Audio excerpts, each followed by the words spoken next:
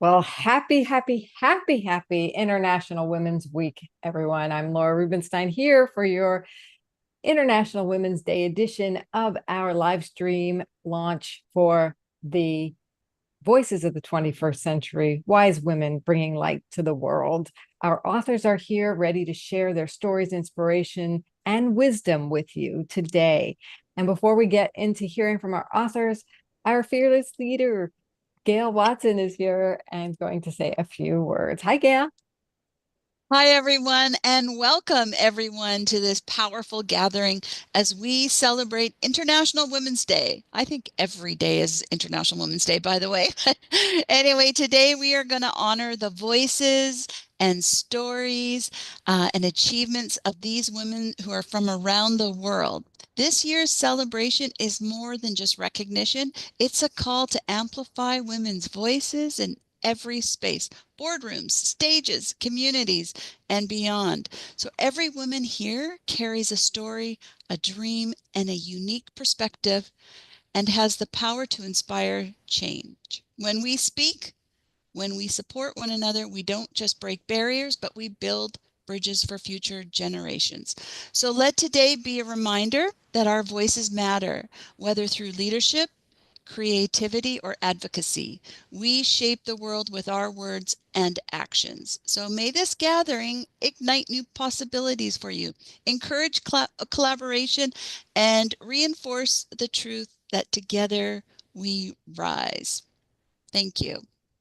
Thank you. And may it accelerate action. And that is the theme of this year's International Women's Day. Let's authors all raise our fists and do the International Women's Day uh, pose. This is every year they have a pose, and we accelerate action. Thank you, everyone. So I wanted to go around and have you all meet our authors, learn a little bit about their stories that they put into our 9-time best-selling book, Voices of the 21st Century, Wise Women Bringing Light to the World. Please pay attention to these authors. They each have books that you can connect with them and get from them. So Karen Tate Taylor Dade, I'd love for you to share your name, your chapter title, your story title, and a little excerpt from it. Thank you for that. And I'm very privileged to be part of this group of wonderful women. So thank you for that opportunity too. My name's Karen Taylor Dade, and my title is Successfully Defying Industry and Gender Stereotypes. My journey began as a 15-year-old waitress when I was struck by the choreography of people and spaces and actually observed the symbiotic relationship between concept vision, architecture, and operational success. But my aspiration to study hotel management with architecture in the 1970s was met with both skepticism and sexism. Upon graduation, I was told I could be anything I wanted to be. I was also then bluntly told that hotel management and architecture were not careers for women. Nevertheless, I graduated Dux with a diploma in hotel management, but unlike my male counterparts, I didn't receive a single job offer. Undeterred, I applied to study architecture at RMIT, citing my William Angliss results and how a lack of operational insight impacted the long-term viability of highly invested hospitality projects. And I received a letter of offer. My journey since has been to exceed expectations by delivering international award-winning outcomes, combining my architectural skills with my hotel management operations. So I just say, when the going gets tough, the tough get going. And if you think you can, you can. Thank you for your time.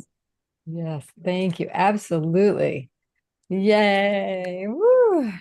Can't wait to read the rest of that, right? Thank you for your inspiration, Karen. And Tracy, why don't you read an excerpt from your chapter? Tell us what the title is. Great. So my name is Tracy Eman, and the title of my chapter is The Wisdom to Know Yourself. And here's a little excerpt for you. My ask is simple, yet powerful. Let's collectively embark on this journey of self-discovery, celebrate our uniqueness, draw lessons from our experiences, and forge a legacy of positivity and growth. Remember, the road to finding your voice and making an impact isn't walked alone. Together, we can inspire, uplift, and empower one another to live out our fullest lives, facing every challenge with grace and seizing every opportunity with zeal. Being a part of Voices of the 21st Century really helps me take my words from my heart and my mind and get them onto paper for others to read. And it's also very, just allows those words to have a life of their own and make an impact that I may not have otherwise had. So I am so happy to be a co-author of this book. Thank you. And I wanted to highlight something you said that was so great. And I can't wait to read the story behind the full story of what you shared. The authors here, we come back every year as an organization to put authors together into a Voices of the 21st Century anthology. And if you want to learn more about that, you can certainly do that at voicesofthe21stcentury.com. And you can join us. Our community is open with open arms. We are illuminating women every day. Your message deserves to be heard. So speaking of that, Zan, I'd love for you to share a little bit from your chapter. And what is the title? Thanks, Laura. My title is Shine On. I am an award-winning best-selling poet and author, and I wrote this chapter to share a little about my journey, my poetic journey, and how it led to the creation of the Women Poets Shine community on Facebook. I'm going to read an excerpt from my chapter. It goes like this. One of my most remarkable revelations is that the engagement is not about me. Instead, it is about aligning with those who share my mission in the interest of the greater good. We are deeply anchored in the foundations of our purpose. We move in pairs or clusters, just like stars, too driven and selfless to be contained. We shine. Thank you so much. Yes, we shine. And we'll be hearing again from Zan because one of the very special features of the book, each of our books for the last few years, has been a poem to open up the book, which is perfect, by the way, for this International Women's Day. But before we get to that, I want to head over to Alexandra. Go ahead and share with us your name, the chapter title, and a little bit about your chapter and an excerpt. Thank you. My name is Alexandra Queen, and the title of my chapter is Breaking the Chain, a tale of resilience, rebellion, and rebirth. And first of all, I would like to thank the Women's Speakers Association for providing this wonderful platform for me to contribute to the voices of the 21st century, wise women bringing light to the world, and connecting me with amazing women from all around the world who are courageous enough to share their stories to make a difference in this world.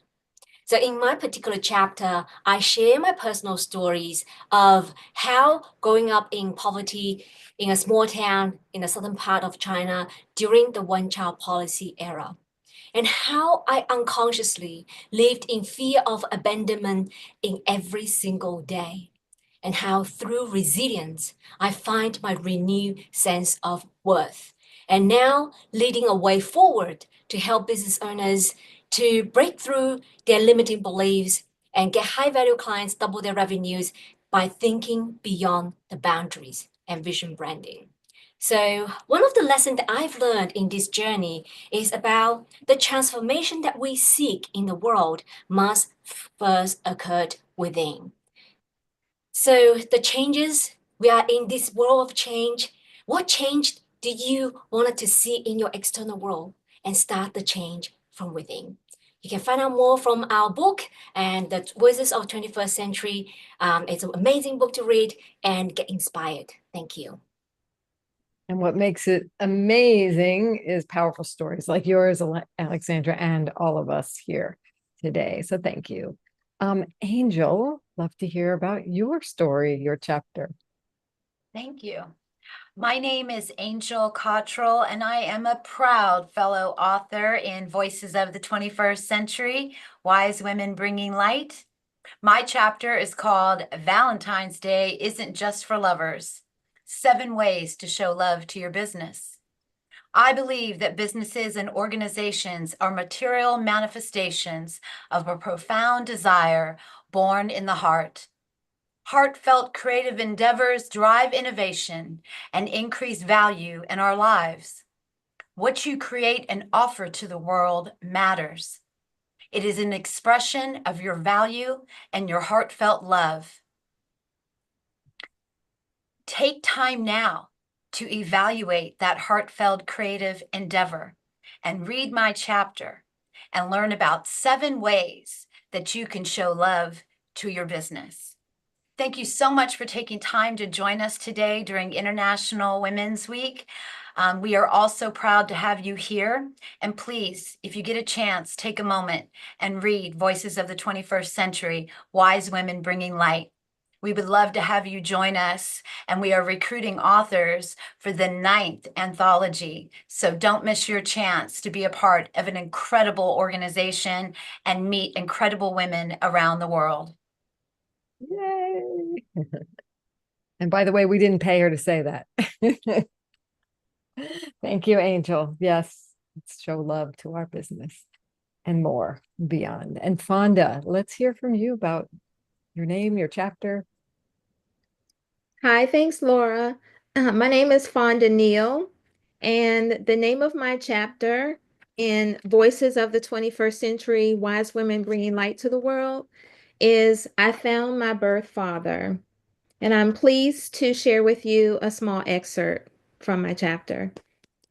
At the age of 15, I decided to embark on a journey to find my father. My first step was writing to the Oprah Winfrey Show. In the late 80s, Oprah was known for reuniting families and helping people find their loved ones. So I thought if anyone could help me find my father, it was Oprah.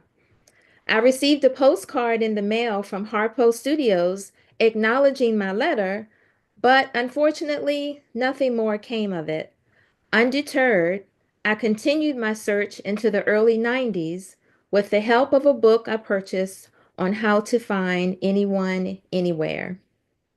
I invite you to read the rest of my story and the wonderful ending to that story, as well as reading all of the other beautiful authors, co-authors of this wonderful collaboration. Thank you. Thank you. That was great.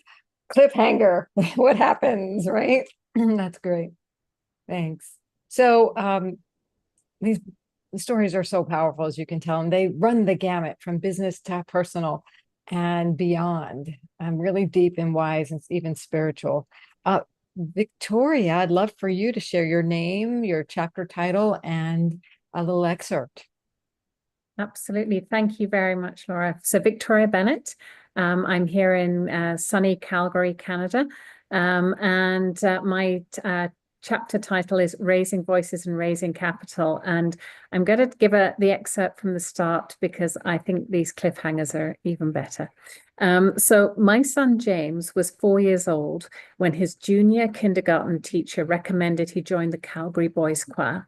We'd never heard of the group, but it was a well-established set of choirs that sang increasingly complex music, some very traditional, some very modern, but constantly engaging for boys who like to be seen and heard. James enjoyed playing soccer, but the choir was his other team sport. Over the years, I got more involved and was invited onto the board, probably because I liked being engaged, because I was a little vocal, and because of my marketing skill set. It was approaching the choir's 40th anniversary. While this was an important milestone for the choir, it was not necessarily the most engaging for the boys. I recommended we rename it the 40th birthday, something the boys could relate to. In the same board meeting, I heard about Calgary becoming the city of culture and that a crowdfunding platform was being created to fund different art projects in the city. The board chair asked me to run a crowdfunding campaign for the choir's 40th birthday. ... I'm going to leave it there. So my chapter is very much about how opportunities come from you where you least expect it and where that can take you. And, you know, having sort of read the book, and there's so many inspiring women in the book, there's some you're going to completely relate to, and there's some that are going to blow you away because it is just so out of your normal comfort zone.